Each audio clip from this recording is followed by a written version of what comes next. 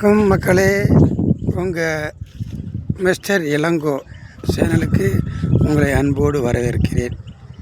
இப்போ நம்ம என்னத்தை பார்க்க போகிறோம்னா, கருவேல் மரம். இந்த கருவேல் மரத்தை பற்றி சில கருத்துக்களை உங்கள்கிட்ட சொல்கிறேன். அதை நீங்கள் ஃபாலோ பண்ணிக்கிறங்க. பாருங்கள், கருவேல் மரத்தை பாருங்கள். எங்கே பார்த்தாலும் கருவேல் மரம். இந்த கருவேல் மரம் எப்படி நம்ம இந்தியாவுக்கு வந்தது? காமராஜர் காலத்தில் சீனாவில் இருந்து கொண்டு வந்து போட்டதா வரலாறில் சொல்லப்படுது. சீனக்கருவேல் அப்படி தான் இதை சொல்லணும். இந்த சீனக்கருவேல்னால நமக்கு என்ன பாதிப்பு அப்படின்னு நினச்சோம்னா, இந்த சீனக்கருவேல் மரம் வந்துக்கிட்டு இப்போ நம்ம காட்டுக்கருவல் அப்படின்னு சொல்கிறோம். இந்த காட்டுக்கருவல் மரம் இருக்கிற இடத்துல தண்ணி ஆகாரங்களே இருக்காது. 100 அடினாலும் அந்த தண்ணியை இழுக்கக்கூடிய தன்மை வாய்ந்தது இந்த கருவேல் மரத்துடைய வேறு. அதனால் இந்த கருவேல் மரத்தை யாரும் வளர விடக்கூடாது, எல்லாத்தையும் எடுத்துருன்னு சொல்லி இப்போ ஒரு ஆய்வறிக்கையில் கண்டுபிடிச்சி கவர்மெண்ட்டு எல்லா கருவேல் மரத்தையும் எடுக்கன்னு சொல்லி ஒரு ஆர்டர் போட்டிருக்கு.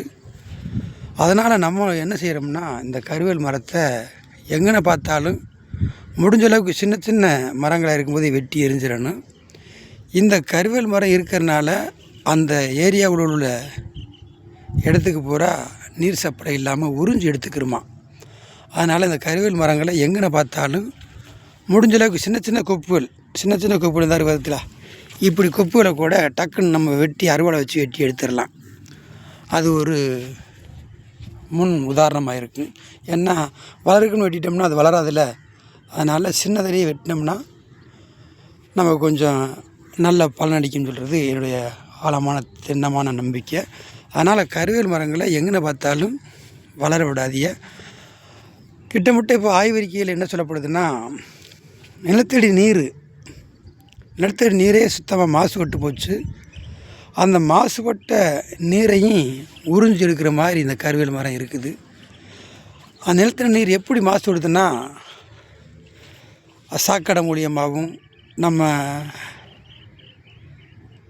கழிவு, அதாவது பாத்திரம்பு டாய்லெட் கழிவு மூலியமாக போய் பூமியோடு கலந்து சுத்தமாக நீர் ஆகாரமே மாசுபடையுது அப்படின்னு ஒரு ஆய்வறிக்கை சொல்லப்படுது.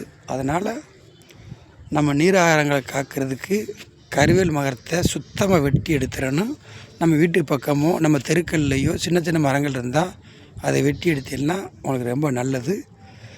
இந்த பூமியானது நமக்கு மாத்திரம் சொந்தமில்லை, இனிமேல் வரக்கூடிய சந்ததிக்கு நம்ம இந்த பூமியை தெளிவாக மாசு மறுவு இல்லாமல் விட்டு செல்லணும்.